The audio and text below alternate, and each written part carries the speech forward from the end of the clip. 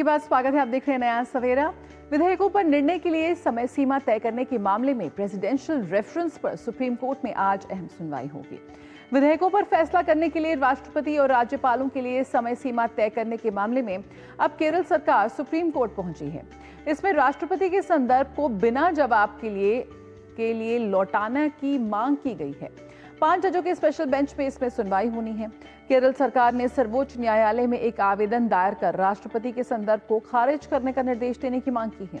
इसमें पहले 22 जुलाई को सुप्रीम कोर्ट की 5 सदस्यीय संविधान बेंच इसकी जांच के लिए तैयार हुई और कोर्ट ने केंद्र और सभी राज्यों को नोटिस जारी किया। ये बहस राष्ट्रपति द्रौपदी मुर्मू की ओर से 13 मई को सुप्रीम कोर्ट से मांगी गई सलाह के बाद शुरू हुई, जिसमें उन्होंने 14 संवैधानिक सवाल उठाए। इससे पहले तमिलनाडु सरकार के आवेदन पर 8 अप्रैल को सुप्रीम कोर्ट की 2 जजों की बेंच ने आर्टिकल 142 का उपयोग करते हुए राष्ट्रपति और राज्यपाल के लिए विधेयक पारित करने की समय सीमा तय की थी।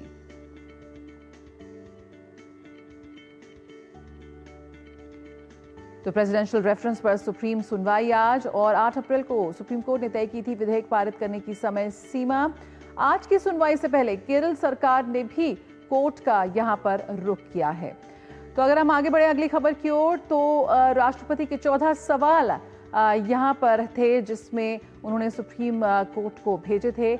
और राष्ट्रपति के 14 सवाल आखिर कौन से हैं जिस पर सुप्रीम कोर्ट को विचार करना है, ये देखते हैं। जब संविधान के अनुच्छेद 200 के तहत राज्यपाल की मंजूरी के लिए कोई विधेयक भेजा जाता है तो उनके सामने क्या संवैधानिक विकल्प होते हैं। दूसरा सवाल, जब राज्यपाल के पास कोई विधेयक भेजा जाता है तो क्या राज्यपाल मंत्रिपरिषद की सलाह मानने के लिए बाध्य होता है।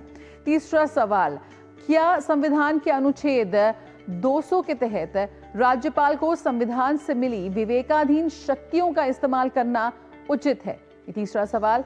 चौथे सवाल की बात करें जो राष्ट्रपति ने पूछे हैं, वो है क्या अनुच्छेद 200 के तहत राज्यपाल के काम की न्यायिक समीक्षा पर संविधान का अनुच्छेद 361 पूरी तरह प्रतिबंध लगाता है।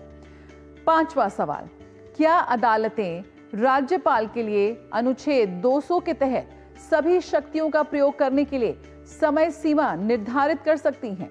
तो 14 सवाल है राष्ट्रपति के। अगर हम बात करें छठे सवाल की, तो क्या अनुच्छेद 201 के तहत राष्ट्रपति द्वारा संवैधानिक विवेक का इस्तेमाल कोर्ट की समीक्षा के अधीन है। सातवां सवाल, क्या अनुच्छेद 201 के तहत राष्ट्रपति के विवेक के इस्तेमाल के लिए कोर्ट कोई समय सीमा निर्धारित कर सकता है। आठवां सवाल, जब राज्यपाल राष्ट्रपति की सहमति के लिए या अन्य वजहों से किसी विधेयक को अलग करता है तो क्या राष्ट्रपति अनुच्छेद 143 के तहत सुप्रीम कोर्ट की सलाह और राय लेने के लिए बाध्य हैं। नवा सवाल, क्या विचाराधीन विधेयक के कानून बनने से पहले राज्यपाल और राष्ट्रपति अनुच्छेद 200 और 201 के तहत जो फैसले लेते हैं वो उचित हैं। 10वां सवाल, क्या अनुच्छेद 142 का हवाला देते हुए कोर्ट के आदेश से राष्ट्रपति राज्यपालों की संवैधानिक शक्तियों को बदला जा सकता है। 11वां सवाल, क्या विधानमंडल ने पारित विधेयक को राज्यपाल की सहमति के बिना कानून के रूप में लागू किया जा सकता है। अगला सवाल, अनुच्छेद 145(3) के तहत क्या सुप्रीम कोर्ट की किसी भी पीठ के लिए जरूरी नहीं है कि वे पहले तय करें कि उसके सामने संविधान की व्याख्या से संबंधित मुद्दे हैं या नहीं और उसे कम से कम 5 जजों की पीठ को भेजें। 13वां सवाल, अनुच्छेद 142 के तहत राष्ट्रपति राज्यपाल की संवैधानिक शक्तियों और आदेशों को किसी भी तरह से बदला जा सकता है।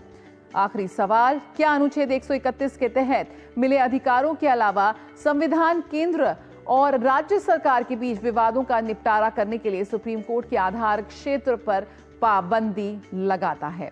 राष्ट्रपति के 14 ये सवाल हैं जिन पर कोर्ट को विचार करना है और इसी के तहत बेहद अहम सुनवाई हम आज देख सकते हैं।